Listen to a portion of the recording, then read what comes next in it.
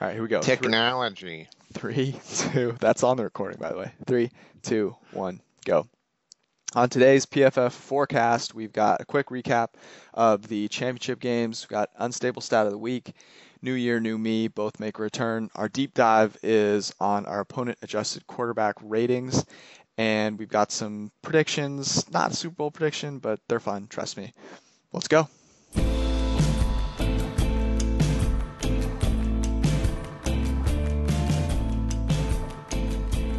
All right, Eric, I'm not going to ask how you are because as a Vikings fan, I just assume that you're, deep in the depths of misery. So let's just go right into the recap. Pats, Jags, we had them as our lock of the week, -8. It's what we needed the Pats to win by. Here's my question. There's a point in the game where I stop rooting for the cover and I just all of a sudden can't stand the number of people that are excited about the Jags potentially winning. So my allegiance switches from caring about the bet to just wanting the Pats to win. Did that happen to you? And if so, when did that occur? I'm with you too. I don't mind the Jaguars at all as a team, but I thought they were far too trendy of a team to pick as 7, 8 point dogs to pick straight up, and I would have hated to see them get kind of lucky and win that game, and all these people peacocking on Twitter about how they quote unquote picked the Jags and whatever they're picking the Jags. So I so to answer your question, I think so they had a drive and they were down 20-10, and you could really tell, that they were sort of moving downhill. Amendola was having, having some success, and Brandon Cooks, even though he had a drop later in the game, he was making plays down the field. Brady was, not facing a ton of pressure in the second half. And, despite missing a finger or two on his throwing hand, he was, really, zipping that thing in there. So I could tell, even at 20-10, I was like, there's a pretty decent chance that the best quarterback in the history of pro football is going to make this thing work out. So what happens? I was really mad after the first drive because I thought a touchdown there on that first drive would have been huge, and just getting a field goal, it felt like a big win, as most field goals do for the defense, and I thought particularly for Jacksonville. So that was not good, but certainly I thought the cover was still going to happen at that point. And then Gronk going out really scared me. And of course, I was quickly, settled back down again because they then went and scored that touchdown. And where I flipped from thinking a cover was still possible was that Brandon Cooks drop, because it was a great pass. He should have caught that. He's had a pretty good game. And at that point, you're like, oh man, maybe they're just not going to make enough plays. Deion Lewis has that, fumble on a brilliant play call. And so at that point, I was just, please, I can't take the Jacksonville money line haggling. And on top of that, I had someone text me, I think it was maybe the start of the fourth quarter, something about, wow, I can't believe the Jags are going to pull this one off. Someone that I had talked to about our lock of the week. And so, had to have them pull through at that point. Yeah, that drop by Cooks was big because you could totally see the Pats, going, up 24-20 after that one, and kind of, punching in another touchdown and going 31-20 and getting us home with the cover there. But to me, when they were down 10 points, I sort of said, there's no longer a chance here. So that's kind of where I said, okay, it's time for us to just hope that the Pats win. We're good friends with Steve. Steve's a Pat fan. There was a lot of people, as you said, just sort of being annoying. There was a couple reasons we were sort of pulling for the Pats, I guess. And our win probability model, we want that to be right as much as possible too. Yeah, I mean, look, I'm not a Pats fan by any stretch of the imagination, but Tom Brady's ridiculous, and that fourth quarter was evidence why. And there's no, all respect to Blake Bortles, I think he did a pretty darn good job considering the circumstances. But I want to see Tom Brady in the Super Bowl. That's just more fun to watch. So Greatness is great. It's true. Let's. Oh, by the way, my response to that person that texted me, I just sent back, "Thank you for your service." after the game. I felt like that was apt because that, thank you for jinxing that in the right way. All right, let's quickly. I won't make this long. The Vikings got pillaged. Is that the right word? I don't know what happens to Vikings. They got destroyed by the Eagles. The nice thing about that was that we actually had the Eagles. That was our pick, so our model was right there. Let me ask you this. How early in the game was there a play that you said, oh man, that just happened. There's no chance the Vikings come back? Right. So the game was what Philadelphia +3. We had Philadelphia +2.5. So we had the Vikings, in our Super Bowl projections beating the Eagles straight up, but we did have the Eagles covering that spread, and we had the over as well for our PFF Elite subscribers. So that was a nice consolation prize. We would have probably liked to have printed those in hindsight, but so for me, this game was worse than when they lost to the Giants 41 donut because, the Vikings were down like 14 before they even had the ball. Whereas, this game, the Vikings were brilliant on their first drive, mixing in the run and the pass. And, Keenum threw that interception, but it was still sort of a tie game. So I could still see them, pulling through. When LeGarrette Blount dragged 3 Vikings into the end zone for that second Eagles touchdown, and it was 14-7.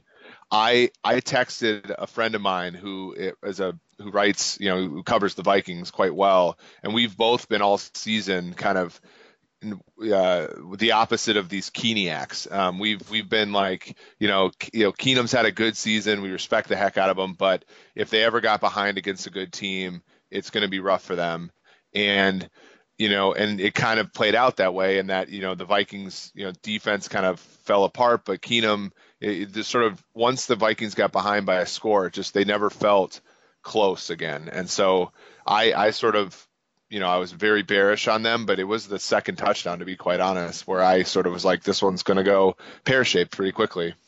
Yeah, when he threw that pick to Patrick Robinson, it almost felt like there was a real urgency in that return by Patrick Robinson, who, by the way, has had a ridiculously good year. Yep. Free agent coming up. Yeah, shocker how that worked out. But he was returning that like, I need to score this touchdown. And if if he doesn't score that touchdown and, maybe they hold him to a field goal, it's like that nothing really happened and they just, go back, and the way they march down the field that first drive gives them a lot of confidence. But, they score that touchdown, and then, of course, Nick Foles has an anomalous performance. I'm not saying it wasn't great, but a lot of the things that he did, are going to be really hard to reproduce. 152.1 pass rating under pressure. That's ridiculous. That throw, I think it was to Jeffrey, right, where he's just like, about to get impaled and lays it in there perfectly. That was certainly a turning point. And, just the way that he played, it was going to be tough to beat him once they got a lead. The interesting thing that I wanted to bring up, though, was we mentioned this on the podcast last week, was Case Keenum was horrible under pressure, at least by pass rating standards, against the Saints. The Saints, yeah.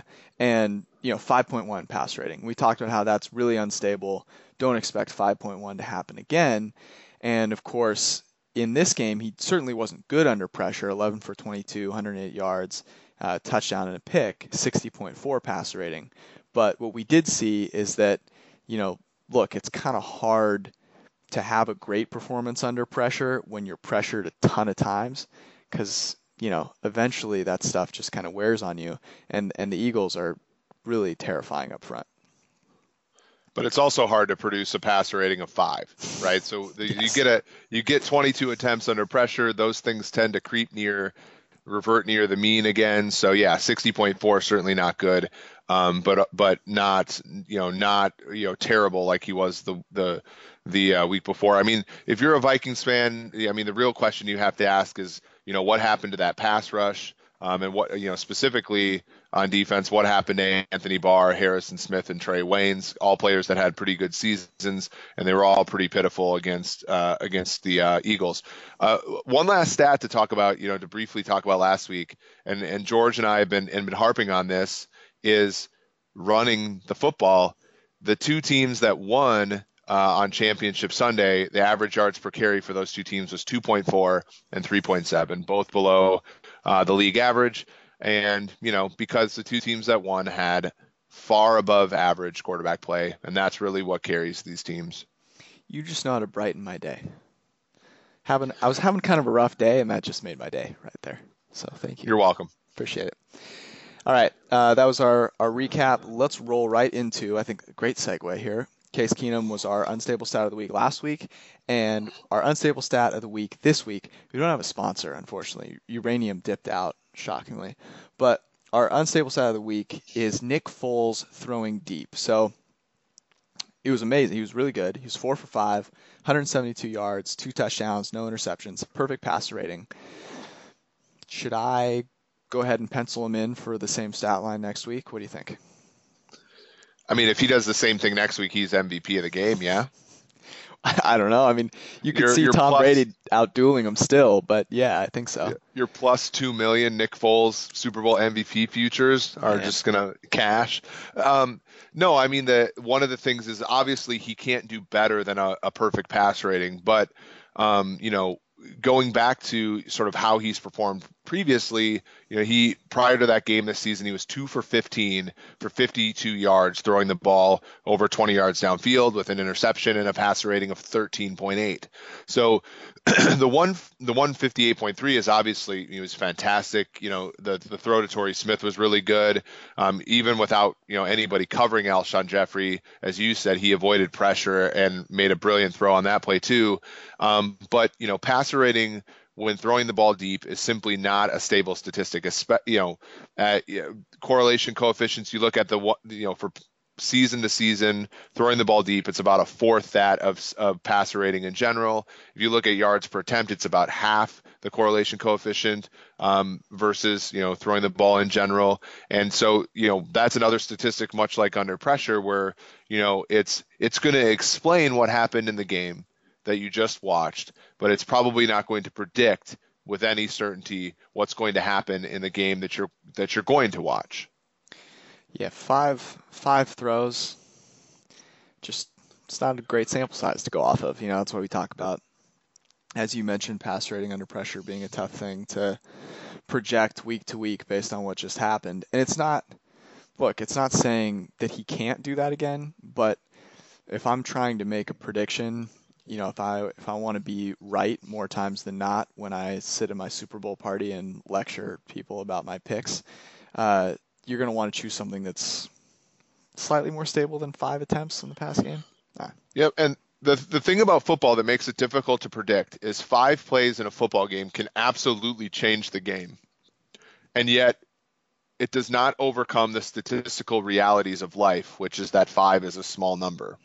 So, you look at basketball and sure, there are some games where you can pin it down to 5 plays, but it's far more likely that the game's coming down to something like 30 plays that are influential. Over the course of a baseball season, it's probably the same thing. And if you look at the season level, yeah, there are going to be a lot of plays over the course of a season that can change fortunes. But in a high leverage game like that, 4 or 5 plays is really going to make the difference in a football game, but it's not going to be a predictive thing for us to gauge moving forward. All right, it's time for New Year, New Me now. This segment has gotten a lot of critical acclaim. Everyone loves it. And so we have a sponsor this week, which is the gym down the street that is way overcrowded. And every time you walk in, someone with Bose noise canceling over the ear headphones gives you a really dirty look, / maybe 10 people like that give you a dirty look. Excited to have them on board as a sponsor. Wow, what a really good company name.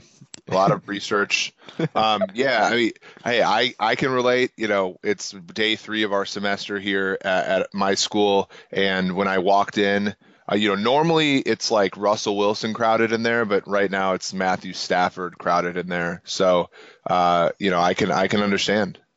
Well done. Nice job.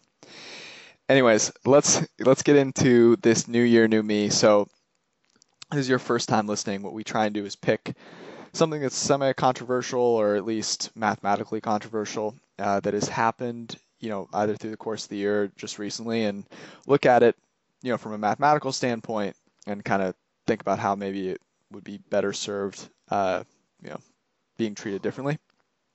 This week, we are looking at that decision by the Jaguars to kneel with 55 seconds left in the second quarter.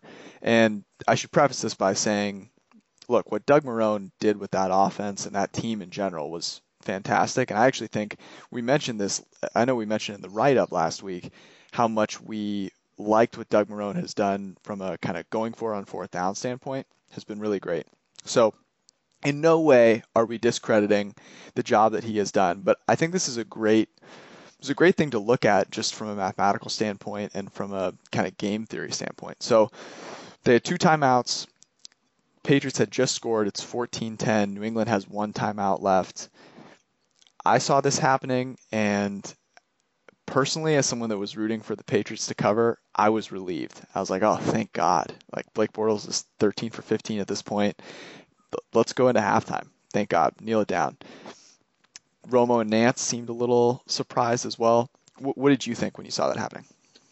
Yeah, I think that's a great litmus test too, right? Like I remember, back when I was maybe a little bit more emotional about, Vikings Packers games, and I always felt relieved whenever, the Packers would decide to kick a field goal or punt on fourth and short, inside of Vikings territory. I was like, because I think we instinctively kind of understand the probabilities in our head a little bit, and so I think that was probably a good litmus test for you, and you're like, oh, I'm a little bit relieved that Jacksonville's not going to go for the jugular here. Yeah, there's a ton I think that you can unpack about that. The Jaguars had two timeouts, the Patriots had one. So even if you decide on first down to sort of throw the ball and you're unsuccessful, you can get cold feet and run the ball on second down, and all the Patriots can do is call a timeout, and then you could run it on third and run the clock out for the half, basically. So, there was a lot of options for Jacksonville, and it seemed like, they decided to sort of go with the most conservative. We found, in our database, first down and 10 from the 25 with less than a minute left in the second half. There was like about 200 instances of that occurring, and only 5 times did the other team, the defensive team at the time, end up getting the ball and scoring before the half in PFF history. So, not a terribly risky thing to go about doing. About 8 times was the number of times the offense ended up scoring in that situation, and then of course all the other times the half ended without either team scoring. So sort of no harm, no foul. So really interesting kind of the calculus there. I think we've talked about this previously on the pod. When you're an underdog, you want to increase the variance in a game because that spreads the distribution out. It adds more sample paths where you end up being the winner. And I think it's just interesting that the Jaguars kind of started to play like they were 6-7 point favorites as opposed to going with the prior, which was that they're 6-7.8 point underdogs going in. So just a really interesting kind of decision making process by the Jags there. Yeah, and what's, obviously in the moment, there are so many things that go into a snap decision, right? You got to make that decision really quickly. And Gronk, had just gone out, so maybe you figure that's going to be really hard for them to move the ball. But you're up 4. Personally, it doesn't, being up 4 on the Patriots in New England you can't feel super safe about that. And what was interesting, from my perspective, just watching it, was my whole thesis going into the game was I don't believe Blake Bortles can drop back and make plays without the use of play action or, some other kind of, gimmicky things being thrown in there to kind of make the defense, get kind of off center there. And this was a situation where you figured, look, if they're going to drive down here at 55 seconds left, at some point he's going to have to just drop back and make a play. And so I felt a little bit of confidence, at least on my, sitting on the couch, right? I felt a little bit of confidence knowing that there wasn't a ton, at least it didn't seem like a ton of faith that he was going to be able to do that multiple times in a game. So let's kneel it. And if we have to take our chances in the fourth quarter, let's do it then.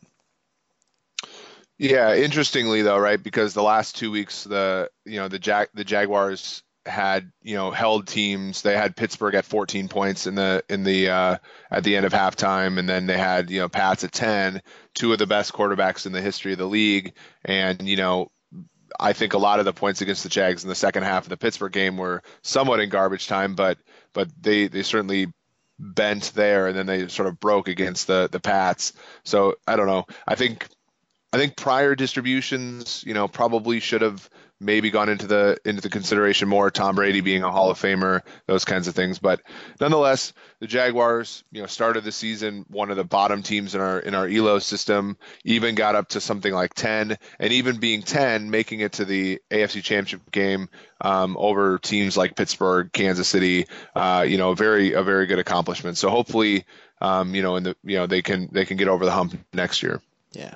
I think you got to run one play though. Just the setup of the Just one. situation. It feels it's not like you would ever on any other normal drive. You're not going to go out there and just kneel down, right? You're going to run a play that is going to pick up some yardage. You're trying to pick up some yardage and has a low percentage of turnover, and you're going to run that play and you feel good about it, right?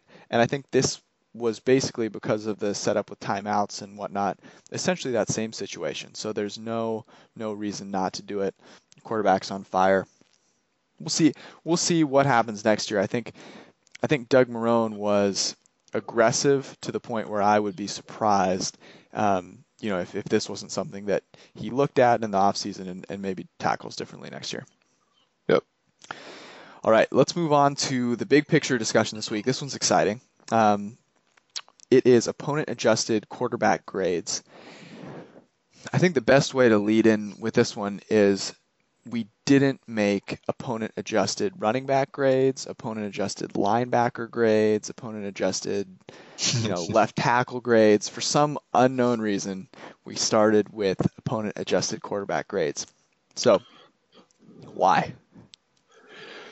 Well, obviously when we looked at creating things like ELO and Massey, we were very, we knew that the key variables there were passing the football.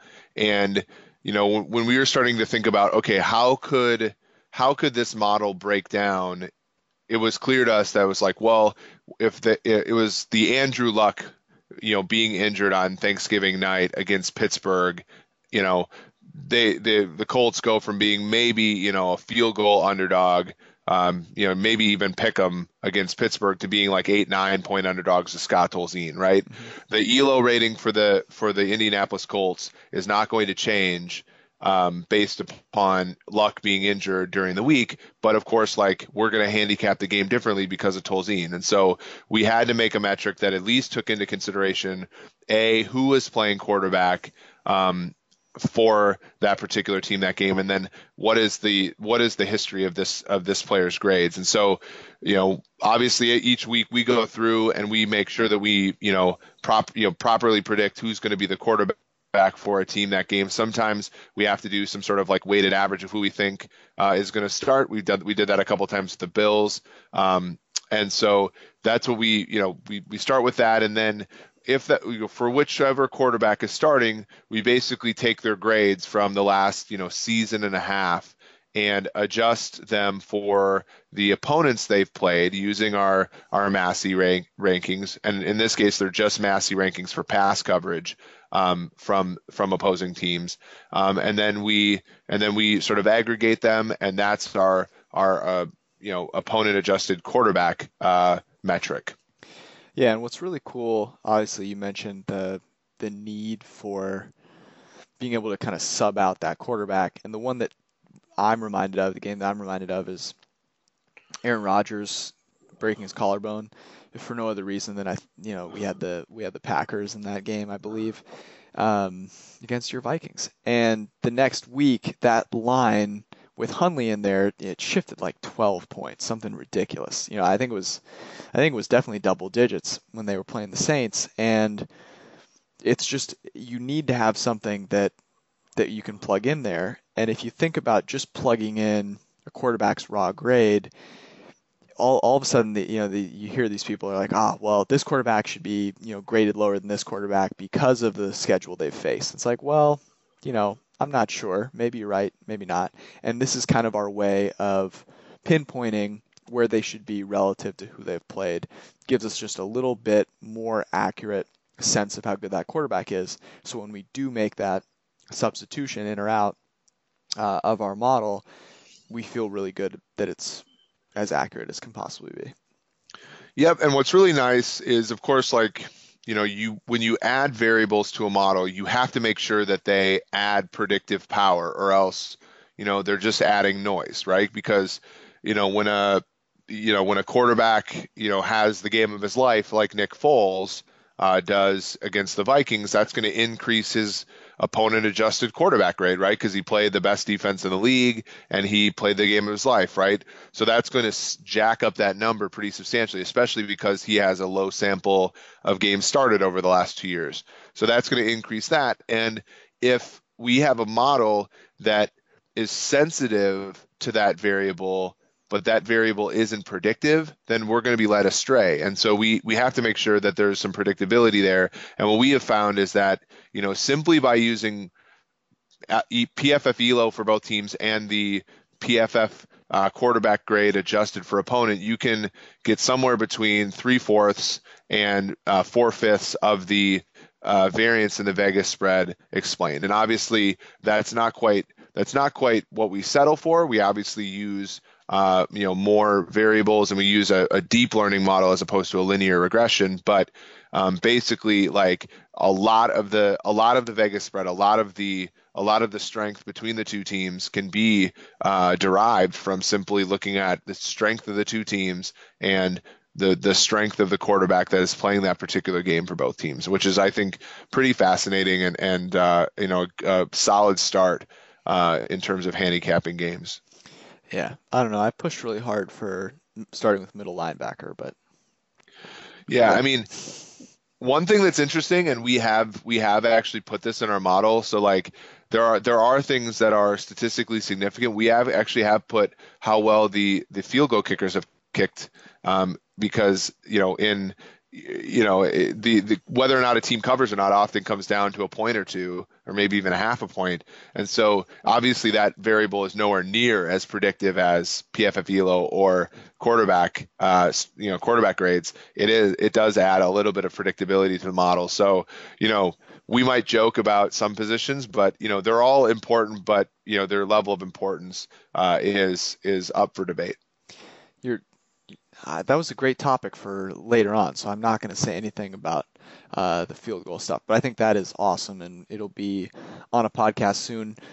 What probably won't be is the features that you alluded to, like grit, momentum, those other things that we bake in there. Heart, Yeah, how big a guy's heart is. all really important. So that's our deep dive. Just a quick recap. This is your first time listening to the podcast. We have already talked about PFF ELO, and we talked about our PFF Massey rankings, which are PFF ELO is an overall kind of power ranking, and the Massey rankings give you a offense and defensive perspective on a team's ranking. So go check out the previous two podcasts if you have not already, so you can kind of follow along as we go on.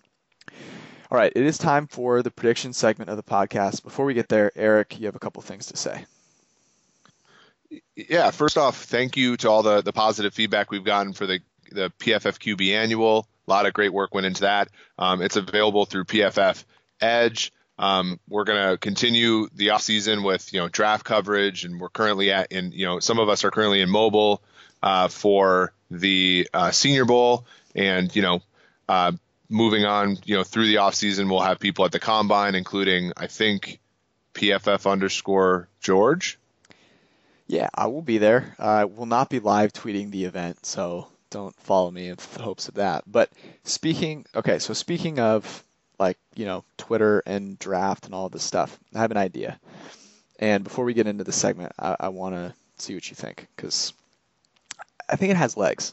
Anyways, you take the coach and the GM of the team with the number one pick, and then you take the top 15 prospects, and you take all those prospects and you have them go live in one house, say in like Beverly Hills or something.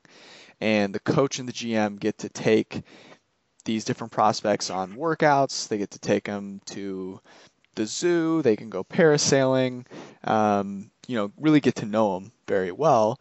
And over the course of, I don't know, 6 weeks or so, they you know, keep a certain number each week, and eventually they decide between two, and the one that they choose is the number one pick. What do you think? So you're talking about the draft slur? See, that's the thing. I couldn't come up with a name, but yes, it's essentially The Bachelor, but with, I'm here for it. I mean, how, so I came up with this idea because I was A, watching The Bachelor, but then B, I was following the Josh Allen, ridiculousness on Twitter, and I was like, My how, GIF is better than your GIF. yeah, how much better would it be if instead of reading all of these takes about Josh Allen's arm, you actually had like a GM and a coach up there, and they're like, well, here's the thing. He just throws the ball so hard the receivers can't catch it, and you're like watching him do this. And it would just be, it'd be perfect. Yeah, I draftler Twitter would be, I think, maybe a step up. Um, They already have, you can do like brackets for like The Bachelor and The Bachelorette. So this would just we be, would have we would have a lock of the week segment. Yeah, we could. I mean, okay, let's get some VC firms on the phone. Let's go with it. Lock it up, man. yeah, we'll make it happen. So when I'm at the combine, I'll put a little feeler out there, see if we can get some traction. But on to things that are actually going to happen, like in the near future, in the next couple of weeks. Super Bowl. Patriots 5.5 point favorites at this moment. 48 is over under. A little early for us to do a lock of the Super Bowl or whatever you want to call it. So let's just kind of talk about where the numbers lay right now. Patriots are 56% to win according to our probability model, and that feels wrong to me, especially with a 5.5 point spread with Nick Foles playing quarterback. So can you help me figure that out? Yeah, I mean that's I think that's a fair question just because we were very high on the Patriots going in into the even the wild card round. But I think in terms of last we had them at about 80% to beat the Jaguars, and I think anybody would say that that was probably a bit heavy. So in beating the Jaguars, the Patriots only got about 7 PFF ELO points, whereas the Eagles, we were a little bit bearish on because of the quarterback situation. But in beating the second best team in our PFF ELO rating, they jumped to second and actually earned about 31 PFF ELO points in the process. So what you saw is a little bit of the two teams converging to each other. You also saw, as we talked about earlier, Nick Foles' opponent adjusted quarterback grade increase, I think, more substantially than another quarterback in that situation, because he simply doesn't have the sample of throws over the last 2 years. And so we end up on that number. It's a neutral site, so the Patriots aren't going to get the 2.5, 3.5 points that a home team is getting against the spread and in the win probability model. So I would still, I think that's still probably a little low, 56%, but nonetheless, we do like the Patriots there, and hopefully it's a good game. Yeah, so I guess you kind of sold me there. I still think it's low, but here's my question. I've been trying to think about this number because half of me thinks it's 5.5 is too low, half of me thinks it's too high, and so here's what I've settled on. So I'm gonna ask you this question: if Carson Wentz doesn't get hurt, if he keeps playing, he plays pretty well. He was, I think a lot of people would say the favorite for MVP, which probably shouldn't have been, but whatever. Keeps playing really well. He's here in this spot. Patriots have done exactly what they've done. What is the line? Yeah, it's a really good question, right? Because you could argue if you could argue that Carson Wentz is worth more than, like, let's say you wanted to say 2 or 3, then you'd have to argue that Carson Wentz is no more than a field goal different in the spread than Nick Foles, which I think is questionable at best.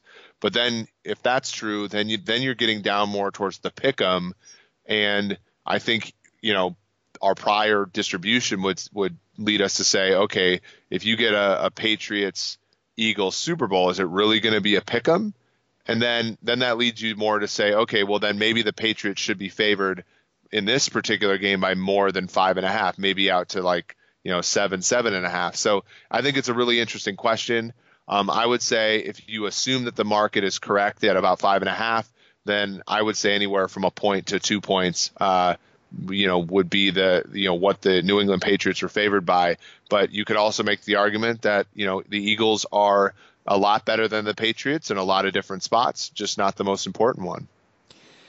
Yeah, you basically hit the nail on the head, which is I think Carson Wentz is worth more than 3 points, to the Eagles. The mobility that he has, what he was doing on third down, kind of regardless of what happened around him, making plays happen, is worth a ton. So I think you can make the case that, look, if you actually adjusted by what he's worth, it goes down to a pick 'em, hey, maybe even the Eagles being favored.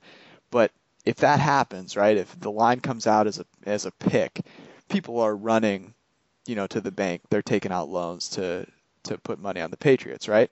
So that line probably ends up at 2.5, something like that, which, then brings in this whole question of maybe this current line is inefficient, and maybe the Patriots should be favored by more. But it's really interesting. It's one of the ways that I was trying to sort of wrap my head around where it's at. And I do think you end up really having to scrutinize the other components of the Eagles. And we'll talk about this obviously next week, but that defensive line, we know sort of the one way to get at the Patriots. So maybe that's where the Eagles have the edge, and this line is spot on. Who knows? But I thought it was a good way to sort of tackle where this line's at right now. Yeah, and hopefully, so that's why we're not going to pick it now. It's like hopefully, maybe the number settles down a little bit as we get into next week. And I think especially we're just as a foreshadowing, I think 48 is probably the number we're going to scrutinize a little bit more next week, because I think, that's probably a little, what, George, a little high? Yes, I think it's a little high, and I have a feeling, please do not bet with this feeling, but my feeling is always that the first half, there's a little bit of jitter going on. No one wants to make the first big mistake. So I saw a first half over under at 24. I grabbed the under. I didn't take out a loan for it, but hey. So yeah, I do think that's something that we look at. That's a very, I think, sharp play there, for sure, because, right now where I see it, it's 24, but it's very, as they say, juiced towards the under. You're having to pay like minus 120 for it. So I think that's probably more than fair. You could see a game kind of like the Saints Vikings, where it's an under game for most of the game, and then for whatever reason, one team needs to come back. And, much like we saw with Jacksonville versus New England, one team has to come back. And it almost hits because, there's a flurry of points at the end. So good idea, George. Did you just call me a sharp? Is that what you called me? I said I said that your play was sharp. I did not call you a sharp, even though how much I hate that term. So I ridiculous. do. Yeah, that's true. Gosh. Yeah, you look at trends. Cool. Congratulations. So we're not going to actually give a pick on the end of this year. Let's move into next year, and let's do some quick regression / could take a step forward next year candidates who give me your top two for each side. So I think this is going to be counterintuitive, but I think Jacksonville's a team that's going to take a step back next year because, they won a lot based upon their defense. But defense is something that, you kind of have to capitalize when it comes, like, for example, the 2015 Denver Broncos.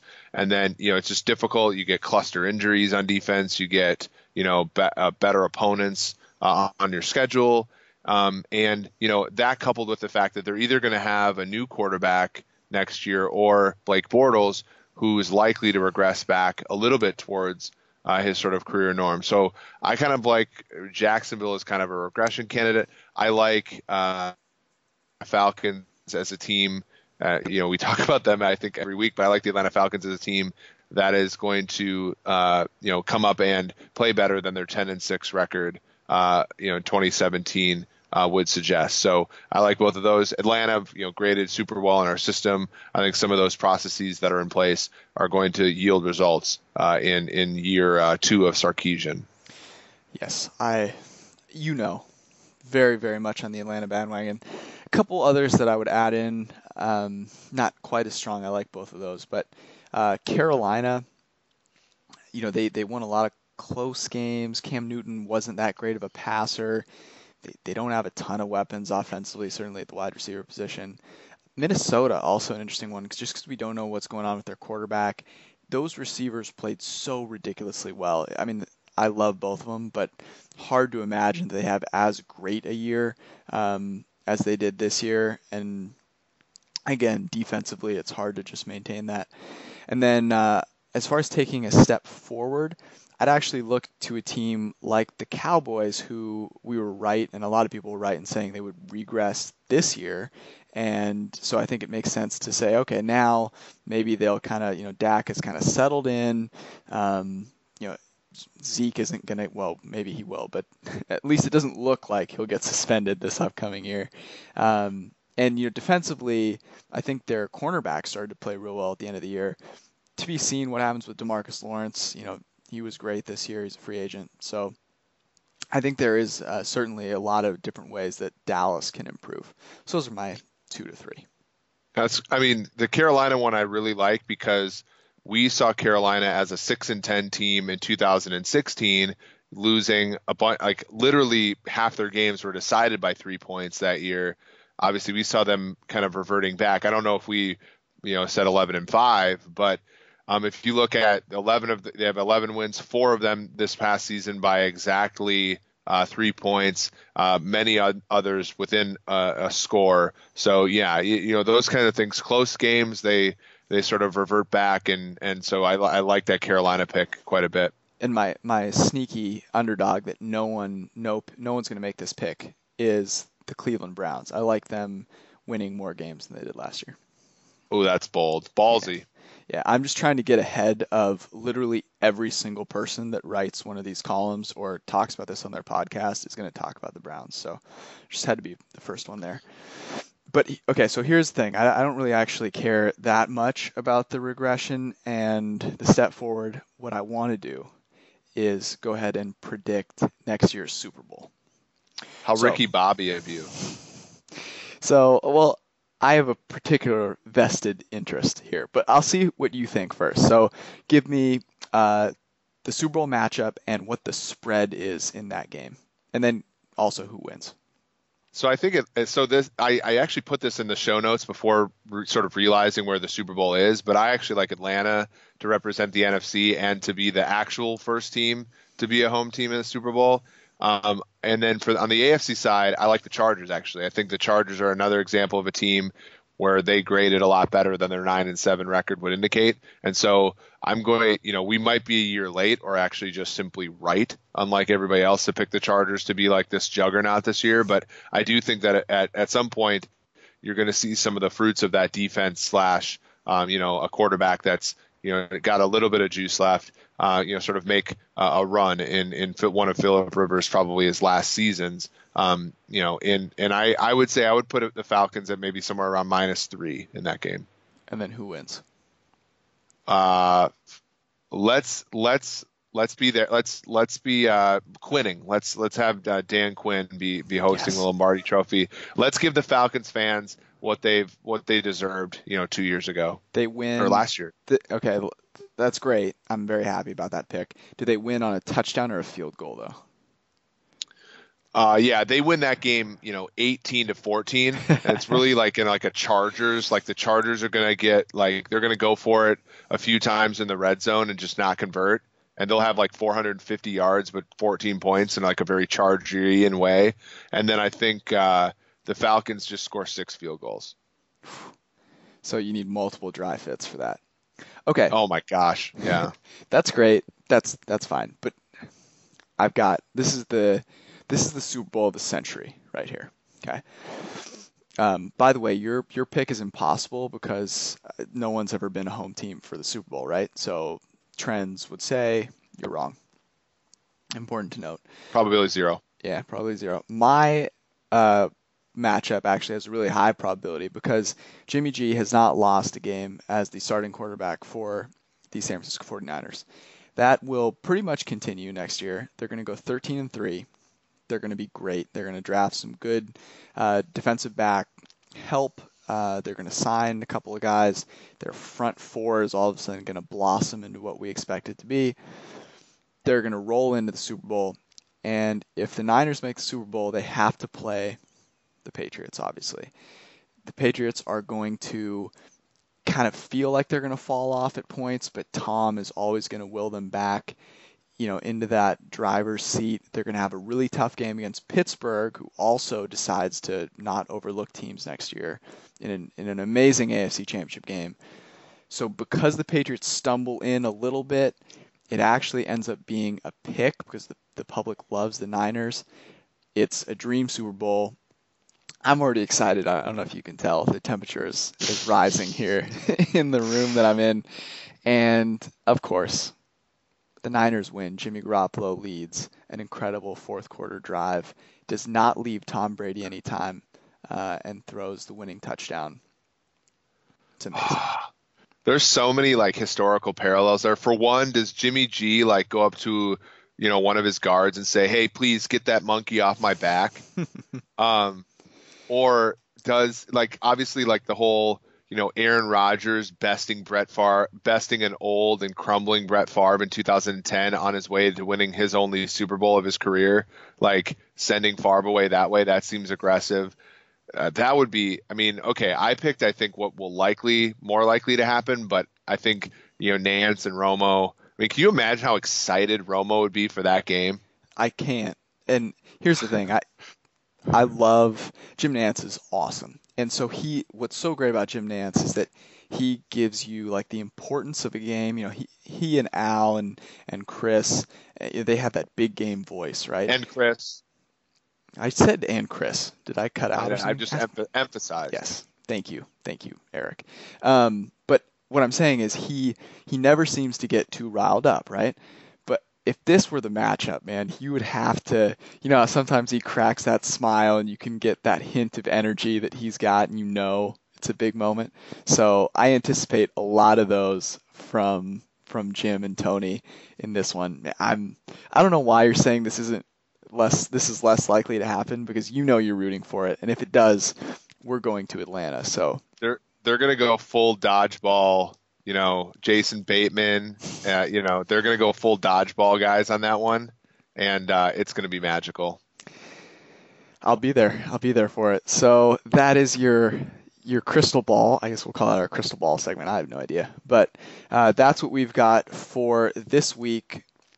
Let's go. We don't have a lock this week, so we'll just kind of tie this one up, button it up, wrap it up. Man bun it up. Man bun it up. There you go. I don't know anyone that pulls off the man bun, but do you? Maybe you do. You can reference that. Not anymore. So, wrap this thing up. We'll be back next week, earlier in the week, hopefully Tuesday, Wednesday, so that you have plenty of time to make all of the appropriate choices that you need to for the Super Bowl. In the meantime, stay classy. See you guys next week.